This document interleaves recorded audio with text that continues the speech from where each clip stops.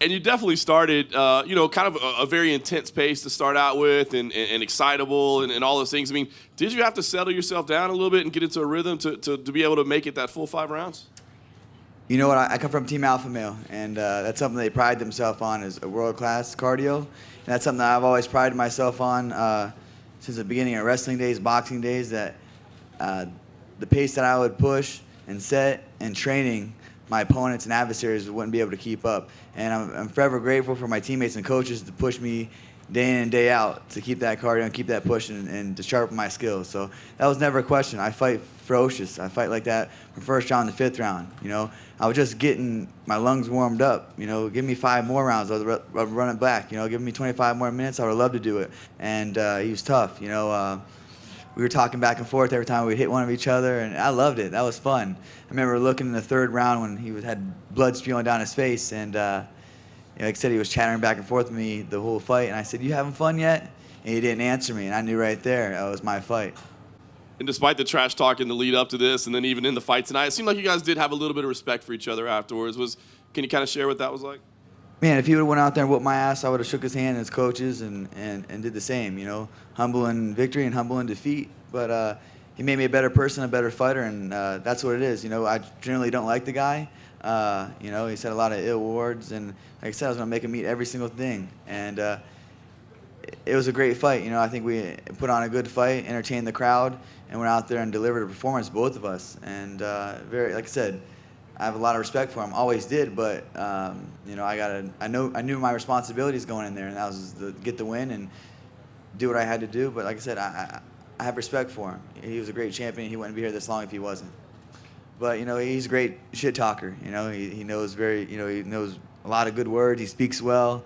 Shit, I couldn't read till I was in the 3rd grade. I barely graduated high school, so I knew what I was getting into with him. I just knew I didn't get emotional and let his words and his trash talk, get me emotional in there. I know I had to stick to my game plan and my strategy, and I knew I would take over. I'm the more dominant, faster. I'm the better fighter in there, and that proved from 1 round to the 5th round.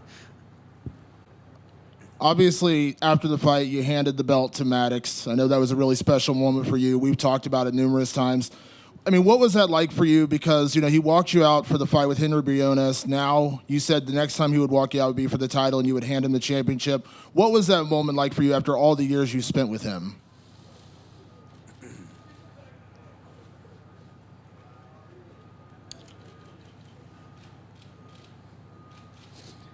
It was a surreal moment. It was something I'll never forget in the rest of my life.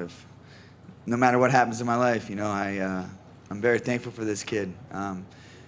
He came into my life on unfortunate circumstances, and for most of you who don't know, he's battling leukemia at the age of 5 years old, and from my hometown, and we met on those circumstances, but we made the best of it. I wouldn't be here without him. He gave my life redirection and purpose, and in return, I fought with purpose and lived every day with more purpose. And this kid, was going through the fight of his life and had a smile on his face and never give up. He didn't have a choice to give up. And the things that I was doing in my life, I was really pissing my life away. I could have gone down the wrong path, kept going down the wrong path, but I believe everything happens for a reason.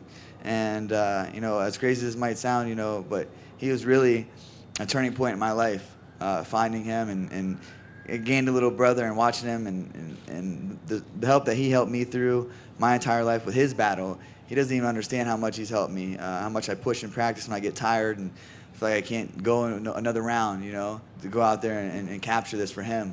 It wasn't just about me, it was my dream at a young age, but I met him and it became our dream. And this is just a start for me. I'm 11-0. My debut was 4 years ago with a year layoff. I knew what I needed to do was come out to Team Alpha Male. I went out there 3 years ago, and I knew that for me to be a world champion, that's where I needed to go. That's where I needed to be and be around those guys, and those guys have gotten me here. Everyone else has had a helping hand, but Team Alpha Male polished me up and brought this dream to me. They brought this to me. This is them, bread and butter. Uriah Faber, I couldn't do without him. He's the one that paved the way for fighters like myself to have a dream, to have this all. And I'm on part of his team, and it was a step to get on the team, then represent the team, then get in the UFC, and now fight for the title, and then win the title. And I'm bringing this shit back to Sacramento where it belongs.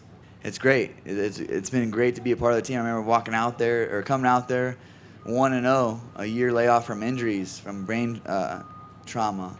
And I said, you know what, I'm not losing any more time in my life and my passion. I got to go out there and challenge myself against the best team in the world. And I took myself out to Sacramento, California, showed up on the mats covered in tattoos, and Uriah and Team Alpha Male put me through the damn gauntlet. And I remember this vividly, walking off the mat, shaking Uriah Faber's hand. He said, what do you want to do, kid? I said, I want to fight in the UFC. He said, all right, get to 5-0, I'll get you there. And now I'm 11-0 and I'm the world champion. I wrote a piece of paper that I'd make it to the UFC before 2015, and the next line I wrote that I'd be a world champion by 2017. I'm one day early of my prediction, and I'm so thankful for Justin Buckles, Danny Castillo, Chris Holdsworth, Uriah Faber, my uncle Robert Meese, who's been holding flip-flops as pads since I was a kid. And it's amazing. We all came together and have a strong team. I wouldn't be here without them. And Dominic said that he's totally fine if Dillashaw fights you next. He would not stand in the way. And I think a lot of people would agree that Dillashaw would be next after Dominic. Do you have an issue with fighting Dillashaw? I'm the baddest dude in the world, so bring them all. Bring them all. I just beat the best in the world, so I already knew what I did to Dillashaw. And I was 1-0. I was green. I was getting my ears wet. I was just a fighter at heart. Now I've compiled my skills with my coaches. I've been the uncrowned champion, even when Dillashaw was on the team. And now I got this. So anybody in my division can try to take it from me.